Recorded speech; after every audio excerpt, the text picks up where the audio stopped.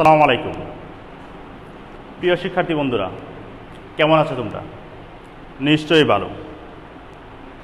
ত্রিশাল স্কুলের পেজ থেকে সম্মানিত অভিবৃন্দ, আস্থাবাদন সুধীজন ও আমার প্রাণপ্রিয় শিক্ষার্থী বন্ধুরা, সকলকে জানাই শুভেচ্ছা এবং স্বাগতম আজকের অনলাইন ক্লাসে অংশগ্রহণ করার জন্য। আমি নাজমুল হাসান, সহকারী শিক্ষক, কর্মরত আছি ত্রিশাল সরকারি নজরুল একাডেমি বিদ্যালয়ে। আমি গত ক্লাসে সপ্তম শ্রেণীর গণিত দ্বিতীয় অধ্যায়ের সমানুপাত নিয়ে কিছু আলোচনা করেছিলাম। তাহলে আজকে বাকি ক্লাসটা শুরু করা যাক। তাহলে শিক্ষার্থী বন্ধুরা, তাহলে তোমরা সকলেই বই খাতা খুলে রেডি হয়ে নাও। তাহলে গত ক্লাসে তোমাদের কিছু বাড়ির কাজ দেওয়া হয়েছিল। তাহলে বাড়ির কাজগুলো নিশ্চয়ই তোমরা সকলেই করে ফেলেছ। তাহলে আজকে আমরা তোমাদের দ্বিতীয় অধ্যায়ের অনুশীলনী 2-1 থেকে কিছু ডাকের অঙ্কগুলা দেখাবো। গত ক্লাসে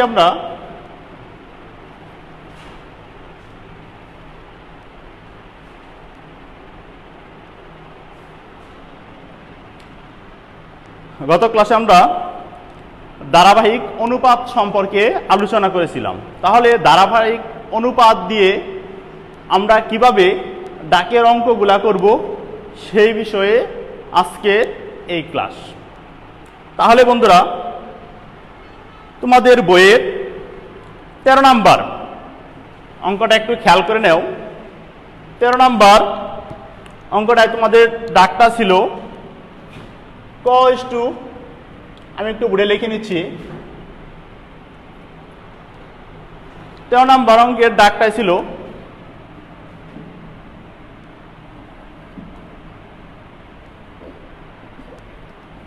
নাম্বার ক অনুপাত খ দেওয়া ছিল খ অনুপাত গ। এই দুটার মানটা কত দেওয়া ছিল? ক অনুপাত খ দেওয়া ছিল কত? একটু বলে নাও। 4:7। আর দেওয়া খ অনুপাত গ দেওয়া আছে 10:7।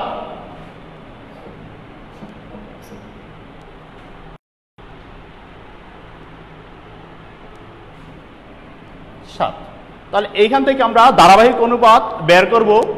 আমাদের বের করতে হবে হলো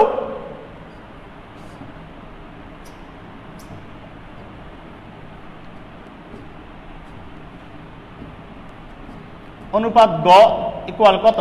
এটা হলো আমাদের 13 নম্বর অঙ্কে এই ডাকটা দেওয়া আছে, এই কাজটুকু আমাদের করতে হবে। তাহলে আমরা গত ক্লাসে তোমাদের বলছিলাম যে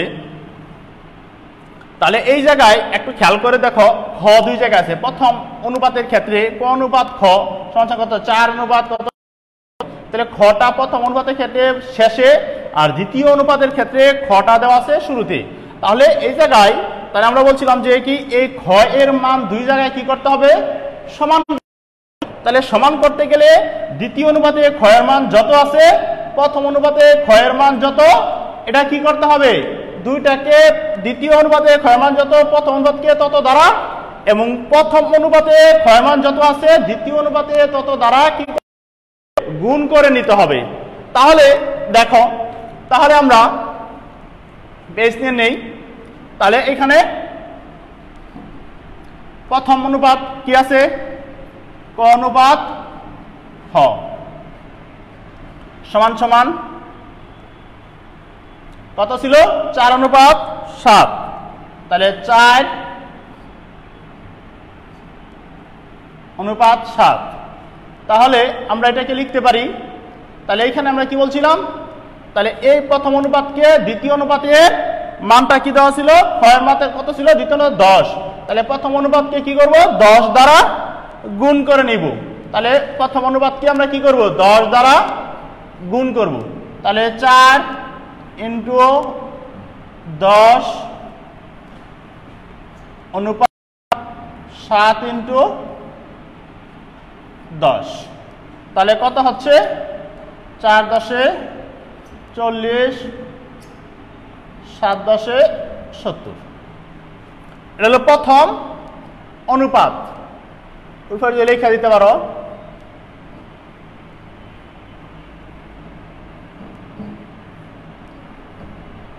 প্রথম অনুপাত।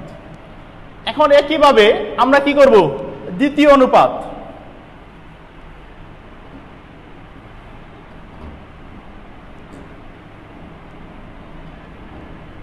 হ্যাঁ, দ্বিতীয় অনুপাতটা কত দেওয়া আছে,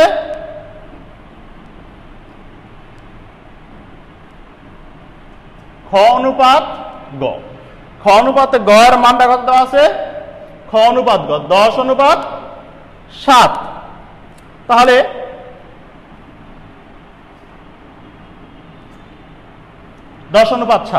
তাহলে আমরা কি করব, বলছিলাম প্রথম অনুপাতে খ এর মান কোথায় ছিল, শেষে। শেষে কত ছিল, 7। তাহলে দ্বিতীয় অনুপাতকে আমরা কি করব, 7 দ্বারা গুণ করে নিব। 10 ইন্টু 7,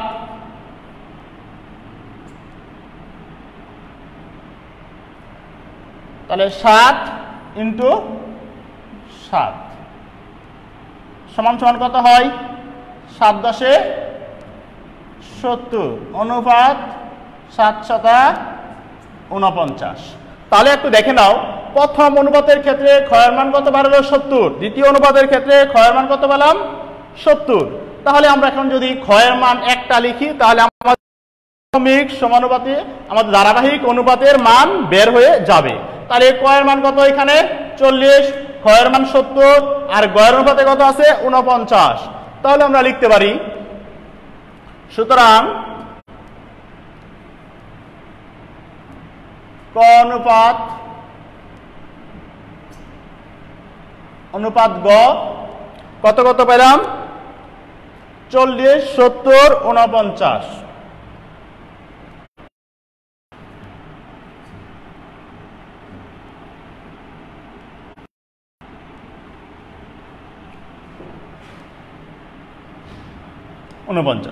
তাহলে আমাদের 13 নম্বর উত্তরটাই হলো কত, 40 অনুপাত 70 অনুপাত 49। তাহলে আমরা সকলে ধারাবাহিক অনুপাত নির্ণয় করা শিখে গেলাম। তাহলে এই ধারাবাহিক অনুপাত বের করে আমরা কিভাবে অনুপাত থেকে এক একটা মান বের করতে পারবো, সেই বিষয় নিয়ে আমরা এখন আলোচনা করব। তাহলে দেখা যাক,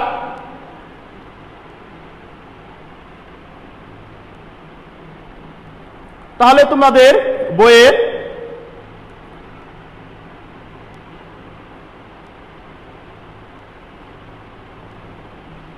তাহলে তোমাদের বইয়ে 11 নম্বর অঙ্কটা একটু দেখে নাও, গুরুত্বপূর্ণ অঙ্ক। 11 নম্বর অঙ্কটা একটু দেখো।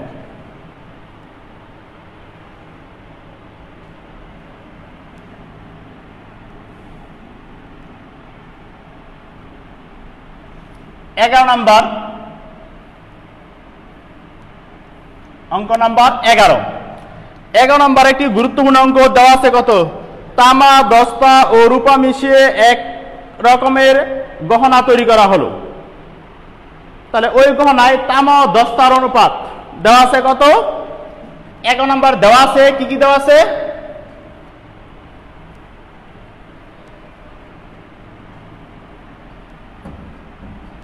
হ্যাঁ দেওয়া আছে, লিখে লিখে, তামা ও দস্তার অনুপাত।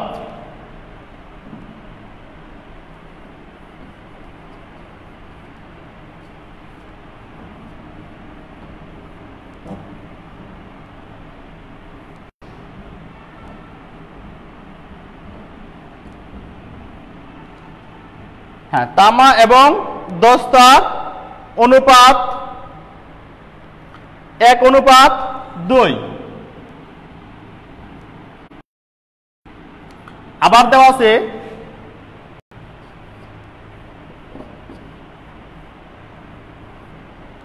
দস্তা ও রূপার অনুপাত।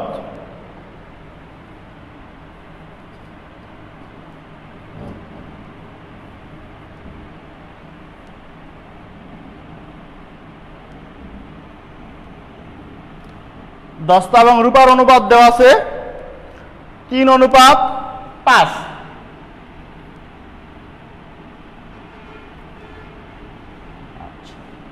তাহলে আমি তোমাদের বলছিলাম কি তোমাদের বের করতে হবে এই জায়গায় মোট গহনার ওজন। গহনার ওজনটা দেওয়া ছিল কত? 19 গ্রাম ওজন। তাহলে গহনার ওজনটা কত? গহনার ওজনটা আমরা কত? গহনার ওজন দেখো, তাহলে গহনার ওজন কত দেওয়া আছে? 19 গ্রাম। গহনার ওজন দেওয়া আছে 19 গ্রাম। তাহলে এই 19 গ্রাম ওজনের এই দস্তাটাকে যে তৈরি করা হয়েছিল, তাহলে এর অনুপাতটা ছিল তামা ও দস্তা ছিল 1:2। দস্তা এবং রূপার অনুপাত ছিল 3:5। যদি এটা হয়ে থাকে তাহলে আমাদের চাইছে কি বের করতে হবে কি?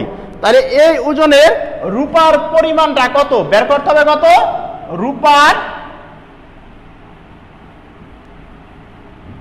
রূপার পরিমাণ।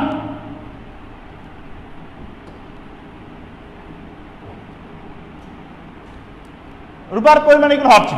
তাহলে আমরা বের করতে হবে রূপার পরিমাণটা কত। তাহলে এই জায়গায় একটু দেখো, তাহলে এখানে তামা দস্তা, দস্তা রূপা, তাহলে এটাকে শুরুতে আমরা কি করব?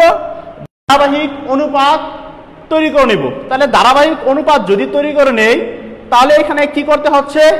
তাহলে এই অনুপাতকে এভাবে লিখি, যদি আমরা সাইড দিয়ে সহজে লিখে দেই তাহলে এই দুইটা অনুপাতকে আমরা কি করব?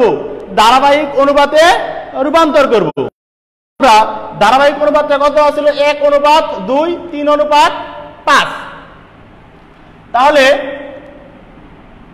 তাহলে এখানে হচ্ছে কি দেখো, তাহলে আমরা যদি লিখি, এখানে যদি লিখি আমরা তাহলে 1:2, তাহলে এই জায়গায় দুইটা সেম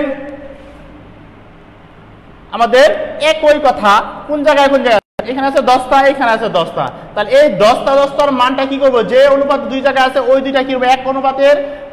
এক অনুপাতকে অপর অনুপাত দ্বারা কি করবো? অনুপাতের ওই মান দ্বারা কি করবো? গুণ করে নিব। তাহলে এই প্রথম অনুপাতের ক্ষেত্রে 2 হলো দস্তা আর দ্বিতীয় মধ্যে 3 হলো দস্তা। তাহলে 3 অনুপাতটা কি প্রথম অনুপাত দ্বারা গুণ করে নিব। তাহলে সমান সমান, তাহলে আমরা কি করতে পারি? এখানে আমাদের একটু সাইডে তোমরা যদি সহজে করে নাও তাহলে তোমাদের কি হয়? সহজে অনুপাতগুলো অঙ্কটা করতে সহজ হয়ে যাবে। তাহলে আমরা এই জায়গায়, তাহলে আমাদের এখানে জায়গার জন্য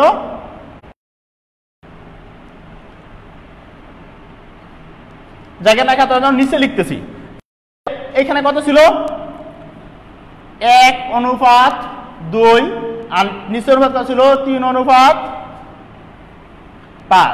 তাহলে বা দিয়ে যদি আমরা লিখি, তাহলে বা কত হচ্ছে?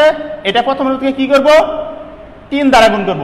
তাহলে 1 গুণ 3 অনুপাত পরে কত? 2 গুণ 3। তাহলে এটার ক্ষেত্রে কি করব? দ্বিতীয় অনুপাতকে 2 দ্বারা গুণ করব। তাহলে 3 2 অনুপাত 5 গুণ 2। তাহলে বা কত হচ্ছে? গুণ করলে কত হয়? গুণ করলে কত হচ্ছে? 3 কে 3 অনুপাত 3 দ্বিগুণে 6। নিচেটা কত আসে? 3 দ্বিগুণে 6 আর 5 দ্বিগুণে 10। তাহলে আমাদের কত হলো? ক্রম অনুযায়ী যদি আমরা লিখি, এখন ক্রম অনুযায়ী যদি লিখি তাহলে কত হচ্ছে? তামা দস্তা ও রূপার অনুপাত কত হচ্ছে? তামারটা কত ছিল? আমার কত ছিল? 3 আর দস্তা কত? 6। দুই জায়গায় দস্তার 6 আছে আর তারপর আছে রূপা কত? 10। তাহলে আমরা লিখতে পারি তামা দস্তা ও রূপার অনুপাত। সুতরাং তামা দস্তা ও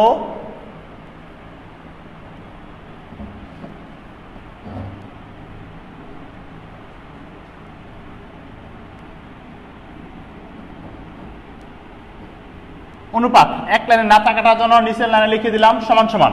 তাহলে মানটা কত, তাহলে মানটা পাইছিলাম হলো 3 তামা 6 হলো 10টা, রূপা হলো 10, 3 অনুপাত 6, 3 অনুপাত 6 অনুপাত 10। এখন আমরা কি করলাম, ধারাবাহিক অনুপাতে রূপান্তর করলাম। এখন ধারাবাহিক অনুপাত থেকে মোট যে আমাদের কোনো একটা অনুপাতের মান যদি আমরা বের করতে চাই, তাহলে শুরুতে যে কাজটা করে নিব, এই অনুপাতগুলাকে যোগ করে নিব। তাহলে শুরুতে তাহলে কতগুলা নির্দিষ্ট মোট কোনো কিছুর মান, অনুপাতগুলা সবকিছুর মান যদি মোট মান দেওয়া থাকে এবং অনুপাত দেওয়া থাকে, তাহলে আমরা কি করব, অঙ্কগুলা কি করব, যদি আলাদা আলাদা এক একটা অনুপাতের মানের মোট বের করতে দরকার প্রয়োজন হয়, অনুপাতের একটা রাশির মান জানা প্রয়োজন হয়, তাহলে শুরুতেই আমরা করে নিব ওই অনুপাতগুলাকে কি করে নিব, যোগ করে নিব। সর্বপ্রথম আমাদের কাজ হলো ওই অনুপাতগুলা যোগফল নির্ণয় করা।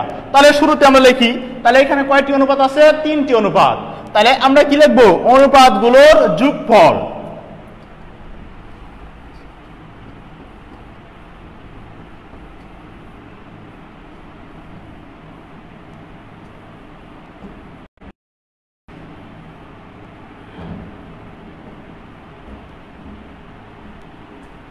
যোগফল আমার এক লাইনে লেখাটা কষ্ট হয়। যোগফল কত হচ্ছে, 3 যোগ 6 যোগ 10, তাহলে সমান সমান কত হয়, 3 6 9 আর 10 19। আচ্ছা, তাহলে অনুপাতগুলোর যোগফল কি পেলাম, 19। এখন এই যোগফল থেকে আমরা কি করব, প্রত্যেকটা আলাদা আলাদা অনুপাতের দেওয়া আছে, এই আমাদের যে মানগুলো দেওয়া আছে এগুলো আলাদা আলাদা পরিমাণ বের করতে পারবো। কিন্তু শুরুতে একটু দেখো, আমাদের বের করতে বলা ছিল, কি বের করতে বলা ছিল, শুধু কারটা বের করব। আমাদের ডাকের মধ্যে বলছিল কারটা বের করতে হবে, শুধুমাত্র রূপার পরিমাণ। তাহলে আমাদের শুধুমাত্র বের করতে হলো রূপার পরিমাণ। তাহলে আমাদের সবগুলার এখানে বের করার কোনো প্রয়োজন নেই, শুধু রূপারটা বার করব। তাহলে আমাদের এইখানের যে অনুপাতটা পাইলাম, তাহলে এটার মধ্যে রূপার যে অনুপাতটা ছিল, তাহলে এখানে রূপার অনুপাতটা কয় নাম্বার ছিল, 3 নম্বরে। রূপার অনুপাতটা কত, 10। তাহলে শুধুমাত্র আমরা কি করব, রূপার পরিমাণটা, ওই গণনার মধ্যে রূপার কতটুকু পরিমাণ ছিল, শুধু রূপার পরিমাণটা আমরা কি করব, বের করব। তাহলে আমরা লিখতে পারি, সুতরাং রূপার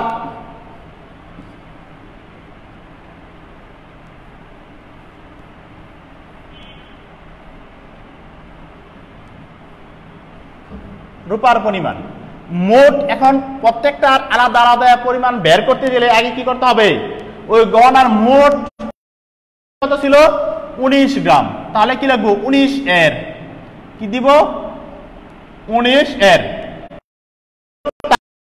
মোট অনুপাতগুলার যোগফল কত ছিল, অনুপাতগুলার যোগফল কত ছিল, 19। তাহলে আমরা কি করব, এর দ্বারা লিখে টান দিব, টান দিয়ে কি করব, যত যোগফল যা ছিল এটা হবে নিচে, বর্ণাংশ দিব নিচে। আর আমরা কার মান বের করব, রূপার। তাহলে একটু দেখো, এখানে দেখে নাও, এখানে অনুপাতের মধ্যে কি ছিল, রূপাটা কয় নাম্বার কত ছিল, অনুপাতে কত ছিল, মান ছিল কত, 10। তাহলে এখানে লিখবো কত, 19 ভাগের যারটা বের করবো এটা লিখবো উপরে। তাহলে এটা কি ছিল, এককটা কি দেওয়া ছিল, গহনার পরিমাণে একক গ্রামে দেওয়া ছিল। তাহলে আমরা যেহেতু পরিমাণ, তাহলে বন্ধনী দিয়ে এককটা এখানে লিখে দিব, গ্রাম। তাহলে এখানে যদি কাটাকাটি করি, তাহলে 19 মধ্যে যায় একবার, তাহলে থাকতেছে কত, 10। তাহলে কত হলো, 10 গ্রাম। তাহলে আমরা লিখতে পারলাম কত, তার পরিমাণ কত পেলাম, 10 গ্রাম। তাহলে আমরা রূপার পরিমাণ আমরা জেনে গেলাম। তাহলে আমাদের মূল উদ্দেশ্য কি ছিল, এই অঙ্কের মধ্যে আমাদের কি বের করতে হতো, রূপার পরিমাণ। তো রূপার পরিমাণ পেয়ে গেছে, তাহলে তোমাদের উত্তর 10 গ্রাম। তো রূপার পরিমাণ 10 গ্রাম। তাহলে এই অনুপাত অনুযায়ী, তাহলে এই ধারাবাহিক অনুপাত ব্যবহার করে, কিংবা আমরা যদি মোট পরিমাণ দেওয়া থাকে আলাদা আলাদার মান বের করতে চাই, তাহলে কিভাবে বের করব, এই বিষয় নিয়ে তোমাদের আলোচনায় আজকের ক্লাসে দেখালাম। তাহলে তোমাদের বইটা একটু হাতে নাও। তাহলে বইটা যদি হাতে নাও, তাহলে একটু দেখে নাও, আমাদের মূল বইয়ের মধ্যে দেওয়া আছে 7 নাম্বার, 8 নাম্বার, তারপর 11 নাম্বার অঙ্কটা করালাম, 13 নাম্বার অঙ্ক তোমাদের করানো হয়েছে, তাহলে এবং 14 নাম্বার, 15 নাম্বার এই সবগুলোর অঙ্কই আওতাভুক্ত। তাহলে এর মধ্যে আমরা যদি আরো এক দুটো অঙ্ক দেখি তাহলে দেখতে পারো, যদি 7 নাম্বার অঙ্কটা একটু দেখো। 7 নাম্বার অঙ্কে দেওয়া আছে কি, কবির সাহেবের 3 পুত্রের বয়স যথাক্রমে 5, 7 ও 9 বছর। তিনি 4,200 টাকা 3 পুত্রকে তাদের বয়স অনুপাতে ভাগ করে দিলেন, কে কত টাকা পাবে? তাহলে এই অঙ্কের মধ্যে কি বললো, সবগুলা মান বের করতে হবে। তাহলে কোন পুত্র কত ভালো, মোট টাকার পরিমাণ কত দেওয়া আছে, এবং কি আমাদের কি বলছে কিভাবে দিবেন উনি, বয়স অনুপাত। তাহলে আমরা অনুপাতটা কি থেকে পাবো, তাহলে 3 জন যে পুত্র আছে, 3 জন পুত্রের মধ্যে বয়স যে দেওয়া আছে, ওই বয়সকে আমরা কি করব, অনুপাত তৈরি করে নিব। তারপর আমরা যে অনুপাত পেয়ে যাই, ধারাবাহিক অনুপাত পেয়ে যাই, ধারাবাহিক অনুপাত পেলে তারপরে কি করব, প্রত্যেকের আলাদা আলাদা যে মান বের করতে হয়। তাহলে শুরুতে কাজটা কি বলছিলাম জানি, কি করব, তাহলে আমরা অনুপাতগুলা যোগফল বের করে নিব। ঠিক আছে, তাহলে আমরা আমাদের 7 নম্বর অঙ্কে যাওয়া যাক। তাহলে 7 নম্বর অঙ্কটা আমরা করে নেই। তাহলে 7 নম্বর অঙ্কটা একটু দেখে নাও।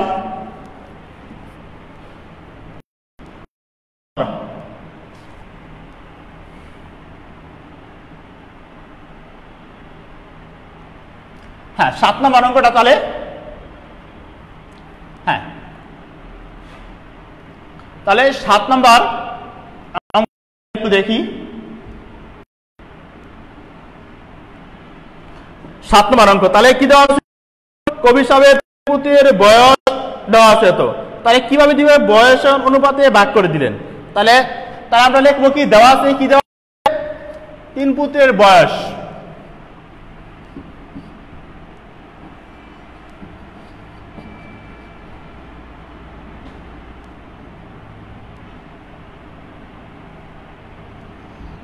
হ্যাঁ, তাহলে দেওয়া আছে কি দেওয়া আছে, 3 পুত্রের বয়স। তাহলে আমাদের অনেকে যদি লিখতে চাও 3 পুত্রের বয়স লিখতে পারো। তাহলে আমাদের 3 পুত্রের বয়স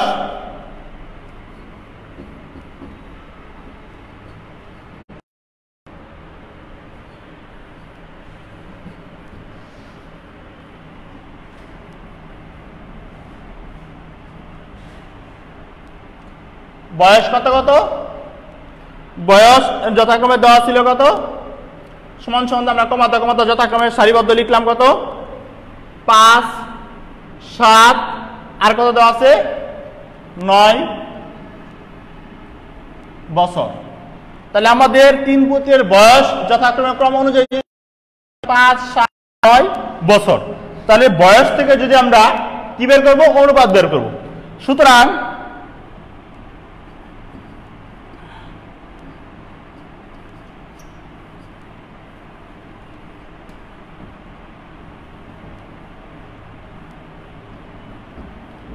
বয়সের অনুপাত,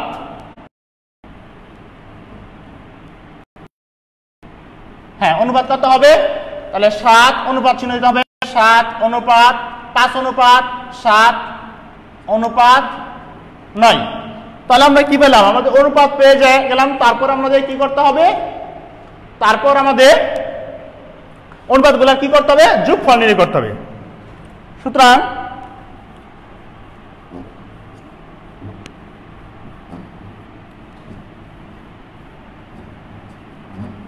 অনুপাতগুলোর যোগফল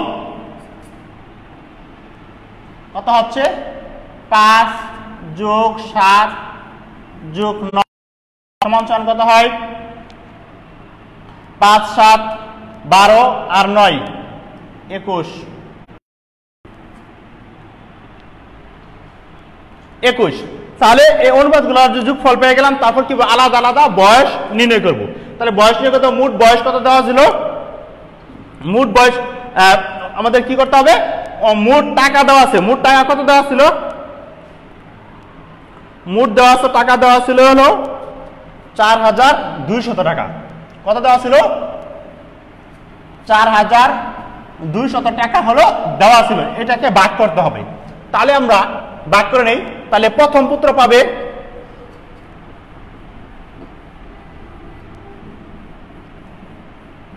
কত পাবে, মোট টাকা কত 4200। তাহলে এর কত মোট আমাদের কি ছিল এখানে অনুপাতগুলো যোগফল কত ছিল 21। তাহলে আমরা কি করব, নিচে লিখবো 21।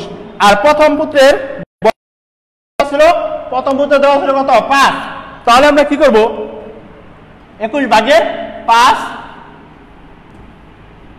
টাকা সমান সমান, তাহলে 21 4200 যায় 2 বার 0 200, 0 কাটে 200, তাহলে 5 দ্বিগুণে 10 200, তাহলে 1000 টাকা। ঠিক একইভাবে সুতরাং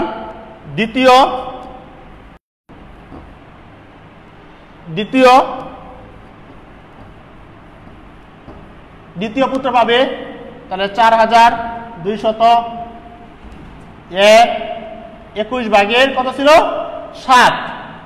আবার একটু দেখে নেই, হ্যাঁ বয়সের মধ্যে কত দেওয়া ছিল 7, 21 ভাগের 7 টাকা। তাহলে সমান সমান 21 42 সমান 200 বার যায়, তাহলে 7 দ্বিগুণে 1400 টাকা। ঠিক একইভাবে আমরা কি করব তৃতীয় পুত্র,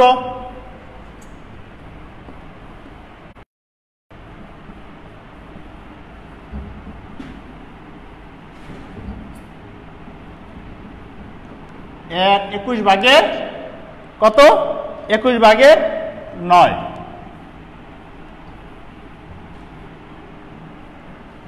21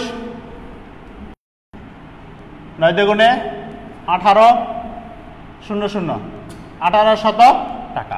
তাহলে আমরা তিনটা পুত্র উত্তর কি হবে, 3 পুত্র পাবে কত কত বলছিলাম 1000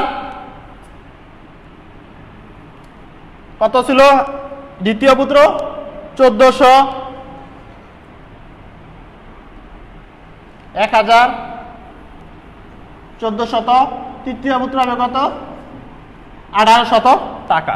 তাহলে সুতরাং তাহলে আমরা পেলাম 3 পুত্র পাবে যথাক্রমে কত 1000 টাকা 1400 টাকা 1800 টাকা। তাহলে এই তিনটা যোগ করে দেখো 4200 টাকা হবে, মোট টাকা হবে 4200 টাকা। তাহলে আমাদের 7 নম্বর অঙ্কের উত্তর হলো কত, তাহলে কত 1000 1400 এবং 1800।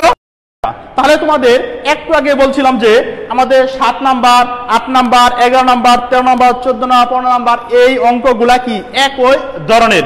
তাহলে আমি তোমাদের 7 গুলা করে নিলাম, একটু দেখে নাও। আমাদের অঙ্কগুলা করানো হয়ে গেছে হলো,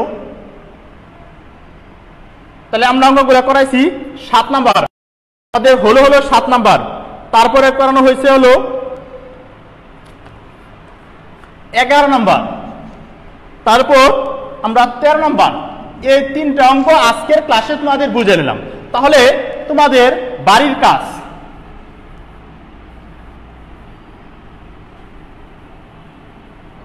হ্যাঁ তাহলে বাড়ির কাজ, যে বাড়ির কাজটা থেকে গেল 8 নাম্বার অঙ্কটা করবে, এই অঙ্কগুলো রিভিশন দিবা 8 নাম্বার, তারপর 13 নাম্বার, তারপর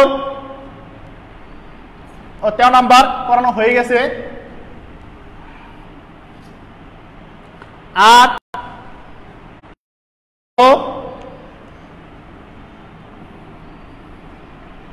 এবং 15 নাম্বার। তাহলে এই 3টা অঙ্কের কাজ তোমাদের বাড়ির কাজ থেকে গেল। তাহলে আজকে আর পর্যাপ্ত সময় না থাকার জন্য এখানে সমাপ্ত ঘোষণা করতেছি। তাহলে আজকের ক্লাসে সকলকে থাকার জন্য ধন্যবাদ জানিয়ে আজকের ক্লাসটা এখানে শেষ ঘোষণা করতেছি। সকলকে ধন্যবাদ।